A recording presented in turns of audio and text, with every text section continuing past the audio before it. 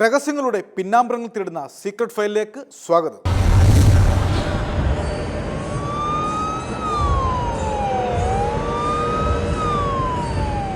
പെട്ടെന്നുണ്ടാകുന്ന വികാര ആവേശത്താലാണ് പല കൊലപാതകങ്ങളും സംഭവിക്കുന്നത്. അങ്ങനെ ചെയ്യുന്നവർ പിന്നീടുണ്ടാകുന്ന വരുംവരകളെപ്പറ്റി ഒന്നും ചിന്തിക്കാറില്ല. ഈ അടുത്തിടെ കൊല്ലം ജില്ലയിലെ എഴുകോൺ എന്ന ഗ്രാമത്തിൽ അത്തരത്തിൽ ഒരു സംഭവം ഉണ്ടായി. ഭർത്താവിൻ്റെ നിരന്തരം ശല്യം സഹിക്കാൻ വയ്യാതെ അവർ ഭർത്താവിനെ കഴുത്തു മുറുക്കി കൊന്നു. തുടക്കത്തിൽ ആത്മഹത്യ എന്ന് ചിത്രീകരിച്ച മരണം പിന്നീട് കൊലപാതകമെന്ന് തെളിയുകയായിരുന്നു. ഈ സംഭവത്തിൽ അക്ഷരാർത്ഥത്തിൽ അനാഥമായത് ഒരു പിഞ്ചു കുഞ്ഞായിരുന്നു. അച്ഛനും അമ്മയും നഷ്ടപ്പെട്ട ഒരു 4 വയസ്സുകാരൻ. ഈ കുഞ്ഞിൻ്റെ ദയനീയ ചിത്രത്തിൽ നിന്നും ഞങ്ങൾ ഇന്നത്തെ സീക്രട്ട് ഫയൽ ആരംഭിക്കുകയാണ്. ഒരുപാട് ചോദ്യങ്ങൾക്കുള്ള ഉത്തരങ്ങൾ തേടി.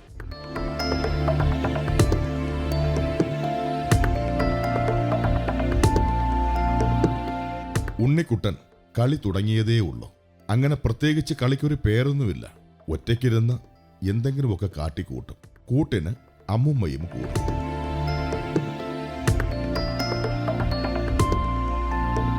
അവന്റെ കൂടെ കളിക്കാൻ അമ്മുമ്മ മാത്രമേ ഉള്ളൂ. 4 വയസ്സായതേ ഉള്ളൂ. എങ്കിലും പ്രായത്തെ കടത്തിവെട്ടുന്ന ബുദ്ധിയാണ് അവന്.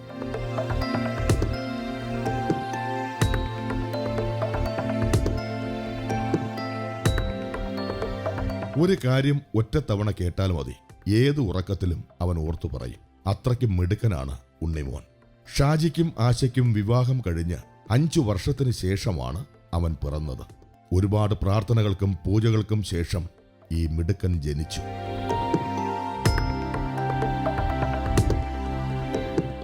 ഏതാണ്ട് കല്യാണം കഴിഞ്ഞിട്ട് ഇപ്പോൾ 10 കൊല്ലമായി. കൊച്ചിയിറക്കാൻ ഇപ്പം 4.5 വയസ്സേ ആയിട്ടുള്ളൂ. അപ്പോൾ അത്രയും നാൾ കൊച്ചുങ്ങളില്ലാതിരുന്ന് ഗർഭിണിയായപ്പോൾ ഞാൻ കളഞ്ഞു പോയി. എന്നിട്ട് ആരൊക്കെ ചോദിച്ചിട്ടുണ്ടെങ്കിൽ പറഞ്ഞു അവൻ്റെ കൊച്ചല്ലാന്ന്. അവൻ്റെ കൊച്ചല്ലാന്ന് പറഞ്ഞവൻ ഇവിടെ ഞങ്ങളുടെ മതത്തിൻ്റെ രീതി അനുസരിച്ച് കൊച്ചിൻ്റെ പേരിടിയിലും എല്ലാം നടത്തി അവൻ തനിയെ വന്നതാണ്.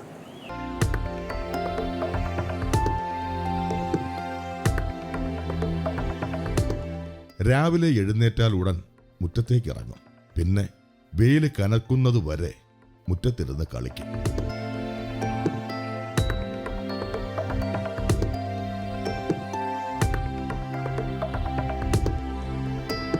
അന്നും പതിവ് പോലെ അവൻ കളികളിൽ ഏർപ്പെട്ടു. വീട്ടിനോട് ചേർന്ന റോഡിൽ വാഹനങ്ങൾ വന്നു നിൽക്കുന്നത് അവൻ കണ്ടു.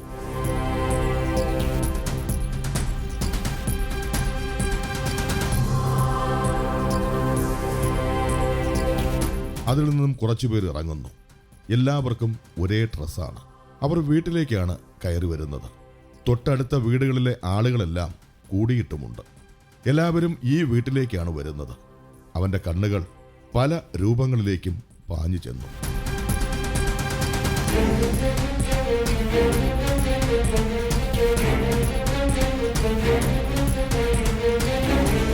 അക്കൂട്ടത്തിൽ ഒരാളുടെ മേൽ ആ കുഞ്ഞു കണ്ണുകൾ ഉടക്കി. അവൻ വീണ്ടും വീണ്ടും അങ്ങോട്ടേക്ക് നോക്കി. അത് തന്റെ അമ്മയല്ലേ, തന്റെ പുന്നാര ആശാമ്മ.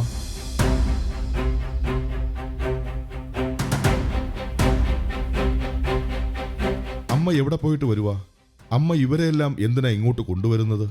ആ കുരുന്നു മനസ്സിൽ 1000 സംശയങ്ങൾ പതഞ്ഞു പൊങ്ങി. അവൻ ആ കാഴ്ചകളിലേക്ക് കുറെ നേരം നോക്കി നിന്നു.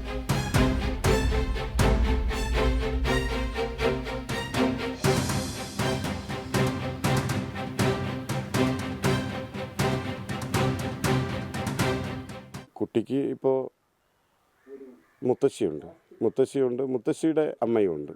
2 പേരും. ഒരു 83 വയസ്സായ അമ്മൂമ്മയും 62 വയസ്സായ അമ്മയുമാണ് ഈ പ്രതിക്കുള്ളത്. 4.5 വയസ്സായ കുട്ടിയാണ്. അതായത് 5 വർഷത്തിന് ശേഷം ഉണ്ടായ കുട്ടിയാണ്. 10 വർഷമായി കല്യാണം കഴിച്ചിട്ട് 4.5 വയസ്സായ കുട്ടിയാണ്. അത്രയും ശല്യം സഹിക്കാൻ വയ്യാതെ ചെയ്തു എന്നാണ് പ്രതി പറയുന്നത്. എന്നാലും അതിനെക്കുറിച്ച് കൂടുതൽ അന്വേഷണം നമ്മൾ നടത്തുന്നുണ്ട്.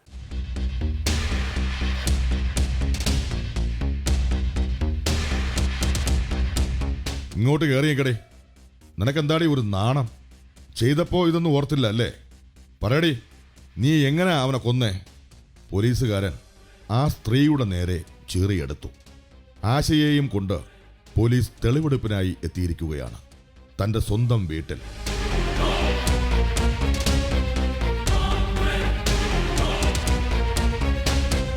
ഒരു അപരിചിതയെപ്പോലെ അവൾ നിന്നു. തന്നെ ഉറ്റുനോക്കുന്ന കണ്ണുകൾ. എല്ലാവർക്കും ഒരു പരിഹാസ ചിരി. മറ്റു ചിലർ തന്നെ ചൂണ്ടിക്കൊണ്ട് എന്തൊക്കെയോ പറയുന്നു. ആശയുടെ കണ്ണുകൾ എല്ലാവരിലേക്കും പാഞ്ഞു ചെന്നു.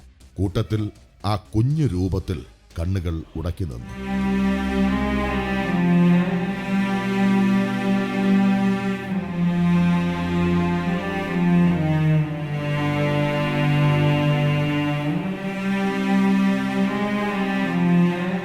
തന്റെ പൊന്നുമോൻ തന്നെ കാണാത്തതുകൊണ്ട് അവൻ ആകെ തളർന്നിരിക്കുന്നു.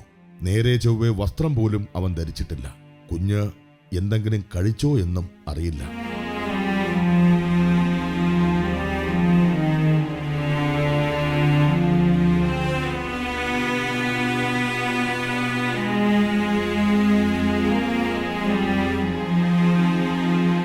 ആ അമ്മയുടെ കണ്ണുകൾ നിറഞ്ഞു തുളുമ്പി. ആ അമ്മയുടെയും മകന്റെയും കണ്ണുകൾ പരസ്പരം ഉടക്കി നിന്നു.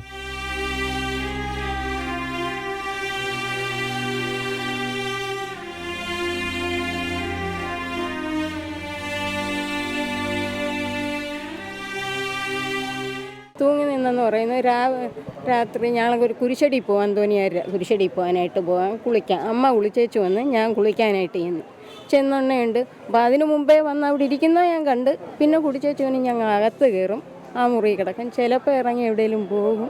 ചീത്തകളൊക്കെയാണ് പറയുന്നത്. അപ്പോൾ വന്ന് കയറി കഴിഞ്ഞാൽ പറയും, കുളിക്കാൻ എൻ്റെ വീട്ടിൽ കയറരുത്, എൻ്റെ കുസയിൽ കയറരുത്. ആ കഥയൊക്കെ അടിച്ച് കുളിച്ച് കളഞ്ഞായിരുന്നു. അങ്ങനെ കുളിക്കാൻ കയറിയണേ എൻ്റെ മോള് പറഞ്ഞു, അമ്മി അവൻ തൂങ്ങി, പേടിക്കരുതേ, പെടുക്കുകയും ചെയ്തെന്ന് പറയും. ഈ പെടുപ്പും തൂറ്റലും തീറ്റിയും അതിനകത്ത് തന്നെ എല്ലാം അത് തന്നെ.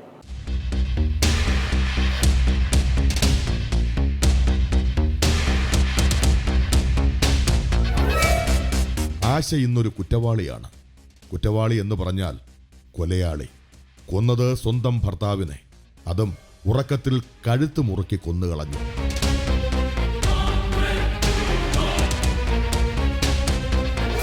മൃതദേഹത്തോടൊപ്പം ഒരു രാത്രി മുഴുവൻ ചെലവഴിച്ചു. മൃതദേഹം മരവിച്ചുകൊണ്ടിരിക്കുമ്പോഴും ആശ മരവിക്കാതെ ഉറക്കമിളച്ച് കാത്തിരുന്നു.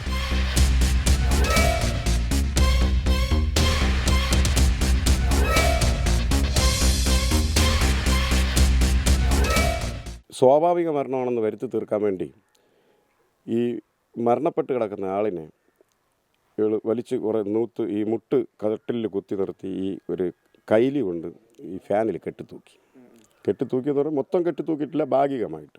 എന്നിട്ട് ഈ മരണപ്പെട്ട ഷാജിയെ അമ്മയെ വിളിച്ച് കാണിച്ചു. അമ്മയെ വിളിച്ച് തൂങ്ങി നിൽക്കുന്നു എന്ന് പറയുന്നു. അമ്മയും ഈ 4.5 വയസ്സായുള്ള കുഞ്ഞും ഈ തൂങ്ങി നിൽക്കുന്ന ബോഡി, അല്ലെ മുട്ടിൽ തൂങ്ങി നിൽക്കുന്ന ബോഡി കാണുന്നു. അതിനുശേഷം അമ്മയോട് കൊച്ചിനെ കൊണ്ട് ഈ കുരിശടിയിൽ പൂജയ്ക്ക് വേണ്ടി പോകാൻ പറയുന്നു ഈ പ്രതി. തിരിച്ചു വന്നപ്പോൾ ഒരു 8 മണിയായി. തിരിച്ച് ഈ അമ്മയും കുഞ്ഞും വന്നപ്പോൾ ഈ കെട്ടിനെ അഴിച്ച് വീണ്ടും കട്ടിലിൽ കിടത്തിയിരിക്കുന്ന ഭാഗം കാണുന്നു. ഇത് കണ്ടപ്പോൾ തന്നെ പിന്നെ വേറെ ആരെയും അറിയിക്കുന്നുമില്ല. പിറ്റേന്ന് അന്ന് ഒരു ദിവസം പൂർണ്ണമായിട്ടും ഒരു ദിവസം രാത്രി മുഴുവൻ ഈ പ്രതി ഈ ശവത്തിന് കാവലിരിക്കുകയായിരുന്നു, വെളിയിൽ ആരെയും അറിയിക്കാതെ.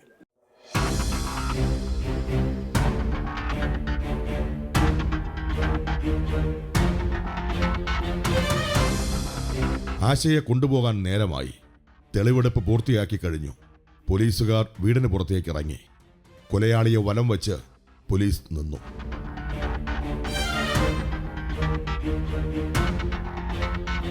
ആശ മകനെ ഒരിക്കൽ കൂടി നോക്കി. അവനും കണ്ണ് ചിമ്മാതെ തന്നെ അമ്മയെ തന്നെ നോക്കുന്നുണ്ടായിരുന്നു. ആ കുഞ്ഞു കാലുകൾ പലവട്ടം അമ്മയുടെ അടുത്തേക്ക് ചലിച്ചു. എന്നാൽ അവനെ ആരൊക്കെയോ പിന്നിൽ നിന്ന് പിടിച്ചു വലിച്ചു.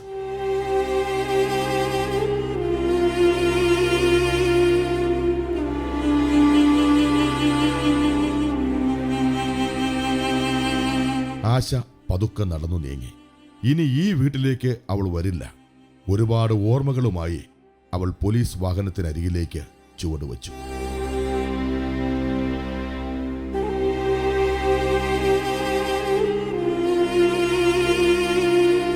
പുറകിൽ നിന്നും ഉണ്ണിമോന്റെ പൊട്ടിക്കരച്ചിൽ ഉച്ചത്തിലായി. ഹൃദയം പൊട്ടിപ്പോകുന്ന കാഴ്ചയായിരുന്നു പിന്നീട് അവിടെ അരങ്ങേറിയത്. അമ്മ ജയിലിലേക്കും മകൻ അനാഥത്വത്തിലേക്കുമുള്ള യാത്ര തുടങ്ങിക്കഴിഞ്ഞു.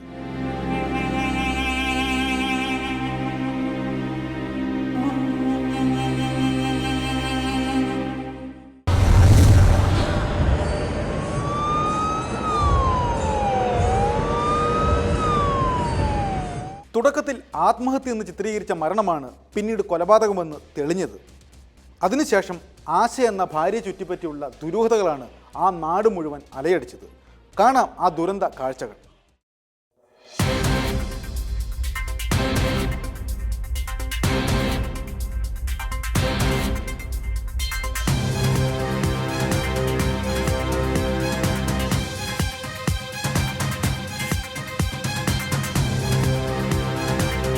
നേരം വെളുത്തില്ല, ഷാജി അതിരാവിലെ തന്നെ വെള്ളമടിയും തുടങ്ങി. ഒരു തുള്ളി വെള്ളം പോലും ചേർക്കാതെയാണ് അകത്താക്കുന്നത്. വെള്ളം ചേർത്താൽ കിക്ക് കിട്ടില്ലെന്നാണ് ഷാജി വാദിക്കുന്നത്.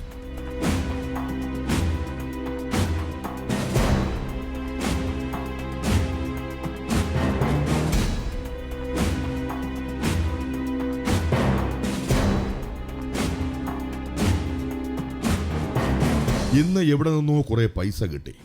അത് മുഴുവൻ മദ്യപിച്ചു തീർക്കുകയാണ്. മദ്യം തലയ്ക്കു പിടിച്ചതോടെ ഷാജിയുടെ സ്വഭാവവും ക്രമേണ മാറി വന്നു. അയാൾ മറ്റൊരു മനുഷ്യനായി മാറുകയായിരുന്നു.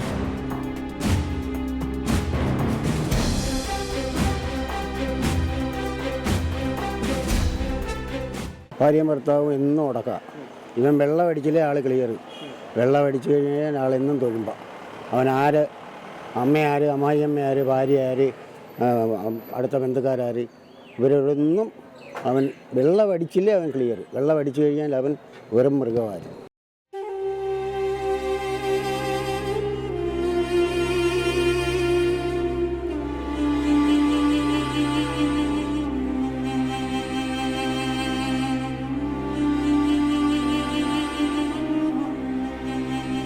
ആശ തളർന്നുപോയി. അയാളെ ഉപദേശിച്ചും ശാസിച്ചുമൊക്കെ മടുത്തു. എത്രയെന്നാ കണ്ടില്ലെന്ന് നടിക്കുന്നത്? ഒരു കാശ് പോലും ചിലവിന് തരില്ല. തൻ്റെയും കുഞ്ഞിൻ്റെയും കാര്യവും നോക്കില്ല. അത് പോട്ടേന്ന് വയ്ക്കാം. ഇപ്പോൾ അയാൾ പറയുന്നത് കുഞ്ഞ് അയാളുടേതല്ലെന്ന. അതിനെ ചൊല്ലിയാണ് ഇപ്പോൾ എന്നും വഴക്ക്.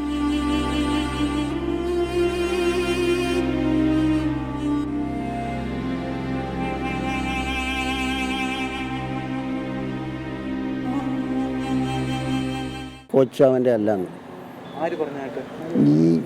ഇവൻ്റെ സഹോദരങ്ങൾ. കൊച്ചവൻ്റെ അല്ലാന്ന്. കൊച്ചവൻ്റെ അല്ലെന്ന രീതിയിൽ അവർ പിന്നെ ഇവൻ എന്തിനു വീണ്ടും തിരിച്ചു വന്നു. കൊച്ച് പ്രസവം കഴിഞ്ഞ് കൊച്ചിൻ്റെ പേരിടയിൽ പോയി കഴിഞ്ഞാൽ ഇവൻ തനിയെ വന്നതാണ്. പിന്നെ അതിന് ആ കൊച്ചല്ല എന്ന് പറയുന്നതിന് വേറെ കാര്യം കാണാം. അവൻ്റെ പേര് അവിടെ ഇച്ചിരി വസ്തു ആയാൽ കുടുംബോപരി അതിനൊന്നും ഞങ്ങൾ ദൈവം സഹായിക്കാതെ വിടത്തില്ല. അതിൻ്റെ ആർത്തിയുമില്ല.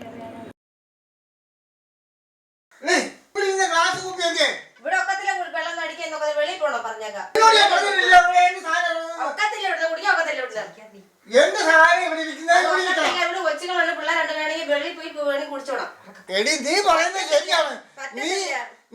ഞാൻ ഒരു കാര്യം പറഞ്ഞേക്കാം, മേലാൽ ഇവിടെ ഒരു വിഷയം ഉണ്ടാക്കാൻ ഞാൻ സമ്മതിക്കത്തില്ല കേട്ടോ. ഇവിടെ പറ്റത്തില്ല. വെള്ളം അടിക്കാൻ പറ്റുന്ന വീട് സ്ഥലമല്ല. വഴക്ക് മൂത്തു. ഷാജിയുടെയും ആശയുടെയും വാചക കസർത്തുകൾ വായുവിൽ അലയടിച്ചു. വഴക്ക് ക്രമേണ കയ്യാങ്കളിയിലേക്ക് കടന്നു. മദ്യലഹരിയിൽ അയാൾ എന്തൊക്കെയോ ആ വീട്ടിൽ കാട്ടിക്കൂട്ടി.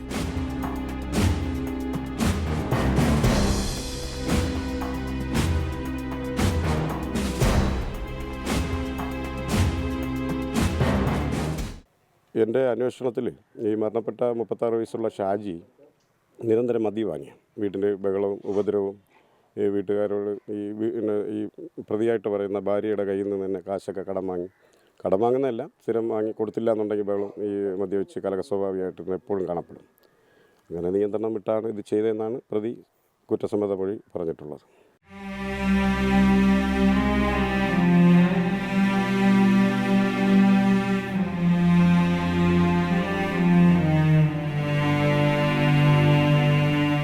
ഭാര്യ ഭർത്താവിനെ കഴുത്ത് മുറുക്കി കൊന്നു. ഒരാൾ പോലും അറിഞ്ഞിട്ടില്ല. അയാൾ മദ്യലഹരിയിൽ ആത്മഹത്യ ചെയ്തുവെന്ന് ആശ വരുത്തി തീർത്തു. എല്ലാവരും അത് വിശ്വസിച്ചു. ആ വിശ്വാസത്തിന് ഒരാഴ്ച മാത്രമേ ആയുസ്സുണ്ടായിരുന്നുള്ളൂ. പോസ്റ്റ്മോർട്ടം റിപ്പോർട്ട് കിട്ടി. സംഭവം കൊലപാതകം തന്നെ. കൊന്നതോ സ്വന്തം ഭാര്യ.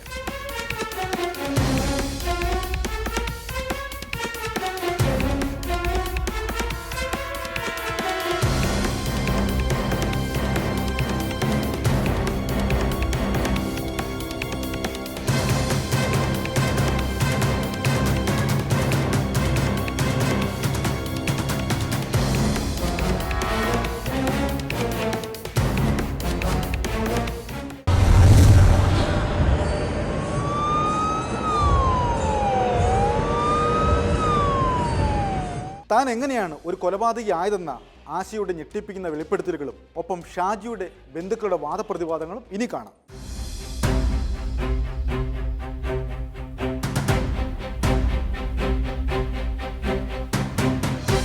ഒരു രാത്രി മുഴുവൻ ഭാര്യ ഭർത്താവിൻ്റെ മൃതദേഹത്തോടൊപ്പം കഴിഞ്ഞു. ആ രാത്രി മുഴുവൻ അവളുടെ മനസ്സിൽ പല ചിന്തകളും അലയടിച്ചു.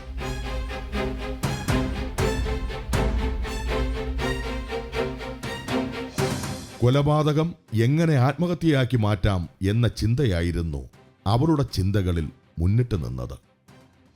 ആ രാത്രി വെളുക്കുമ്പോഴേക്കും അവൾ അതിനുള്ള തിരക്കഥകൾ പൂർത്തിയാക്കി. മദ്യലഹരിയിൽ ഷാജി എന്ന 36-കാരൻ ആത്മഹത്യ ചെയ്തു.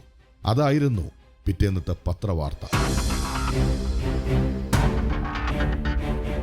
അന്നത്തെ പ്രശ്നം ഈ പറഞ്ഞ അറിവനുസരിച്ച് ആ പ്രതി തുറന്നു പറഞ്ഞ അറിവുമേൽ സംഭവിച്ച 5:30 മണി കഴിഞ്ഞപ്പോൾ ഈ പ്രതി മദ്യപിച്ചുകൊണ്ട് പുറത്തുനിന്ന് വീട്ടിൽ വന്നിട്ട് പിറ്റേന്ന് മീൻ കച്ചവടം നടത്തുന്നതിന് വേണ്ടി 1000 രൂപ ഈ പ്രതിയോട് ആവശ്യപ്പെട്ടു. പ്രതി കൊടുക്കാൻ പറ്റില്ല എന്ന് പറഞ്ഞ് അങ്ങനെ 1 മണിക്കൂർ അവിടെ വീട്ടിനകത്തും പുറത്തും കിടന്ന് ചീത്ത വിളിച്ച് കറങ്ങി നടക്കുകയായിരുന്നു.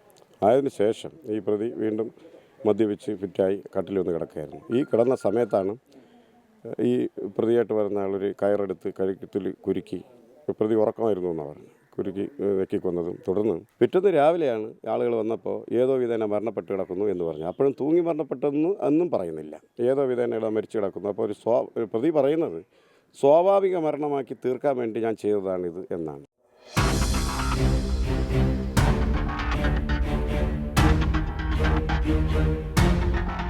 ഷാജിയുടെ ബന്ധുക്കൾ പോലീസിൽ നൽകിയ പരാതിയാണ് കേസിന് തുമ്പുണ്ടാക്കിയത്.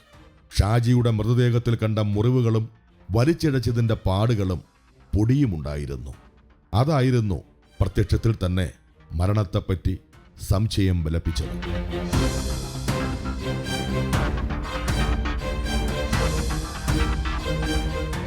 ആശ ഒറ്റയ്ക്ക് ഈ ഒരു കൊലപാതകം ചെയ്യാനായിട്ട് പറ്റത്തില്ല. ആശയുടെ പിന്നിലുള്ള ആളുകളെ കണ്ടുപിടിച്ചിട്ട് ഞങ്ങൾ ഉദ്ദേശിക്കുന്നത് ഷാജിയുടെ അനിയത്തിയുടെ ഭർത്താവ് ബെന്നിയും ഉണ്ട്, അല്ല അനിയത്തിയുടെ ഭർത്താവ് സനോജും പിന്നെ മാമൻ്റെ മോൻ ബെന്നിയും ഇതിനകത്ത് പങ്കുകാരാണെന്നാണ് നമുക്ക് സംശയം. എനിക്ക് കൂടുതലൊന്നും പറയാനായിട്ടില്ല. ഞങ്ങൾക്ക് ഇതിനൊരു നീതി കിട്ടണം. ഈ ഒരു പ്രതി മാത്രമല്ല ഇതിനകത്തുള്ളത്. എനിക്ക് അല്ലാതെ വലുതായിട്ട് എനിക്ക് കൂടുതലൊന്നും പറയാനില്ല. അവൾ സ്വയം കുറ്റവേറ്റ് മറ്റുള്ളവരെ രക്ഷിക്കാനുള്ള ഒരു കാര്യം മാത്രമാണ് നോക്കുന്നത്. താൻ എങ്ങനെയാണ് ഒരു കൊലയാളി ആയത് എന്നതിനെപ്പറ്റി ആശ പറഞ്ഞു തുടങ്ങി. കണ്ണീരിൽ കുതിർന്ന ഒരു ദുരന്ത കഥയാണ് അവൾക്ക് പറയാനുണ്ടായിരുന്നത്. എല്ലാം നഷ്ടപ്പെട്ട ഒരു സ്ത്രീയുടെ പശ്ചാത്താപം.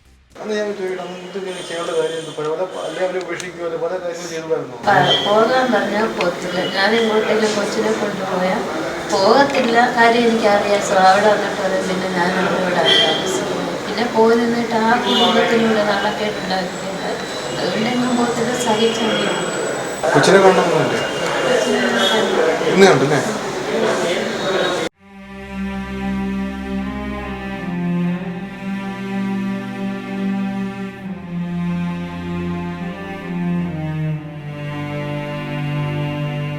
ഭർത്താവിനോടുള്ള പകയിൽ എരിഞ്ഞടങ്ങിയത് ഇവന്റെ ജീവിതമാണ്.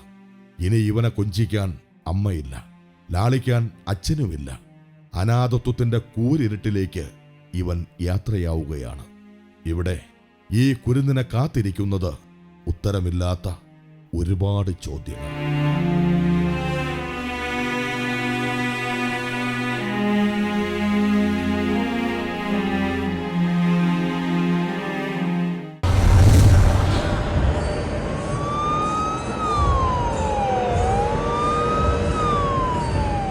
തൻ്റേതല്ലാത്ത കുറ്റത്താൽ ബലിയാടായി മാറിയത് ഈ കുരുന്നാണ്. ബാല്യത്തിലെ അവന് അച്ഛനും അമ്മയും നഷ്ടപ്പെട്ടു. ഇനി ഒറ്റപ്പെടലിൻ്റെ ലോകത്തിലേക്ക് അവൻ പിച്ച വെച്ച് നടക്കും. ഈ കുരുന്നിനെ ഒരു വാക്കുകൊണ്ടോ പ്രവൃത്തി കൊണ്ടോ സഹായിക്കാൻ ആഗ്രഹിക്കുന്നവർ ലോകത്തിലെ ഏറ്റവും വലിയ പുണ്യമായിരിക്കും ചെയ്യുന്നത്. അങ്ങനെ സഹായം ചെയ്യാൻ ആഗ്രഹിക്കുന്നവർ ഞങ്ങളുടെ കേരള കൗമുദി ഓഫീസുമായി ബന്ധപ്പെടുക. ഇനി മറ്റൊരു സംഭവത്തിൻ്റെ പിന്നാമ്പുറങ്ങൾ തേടി മറ്റൊരു നാട്ടിൽ.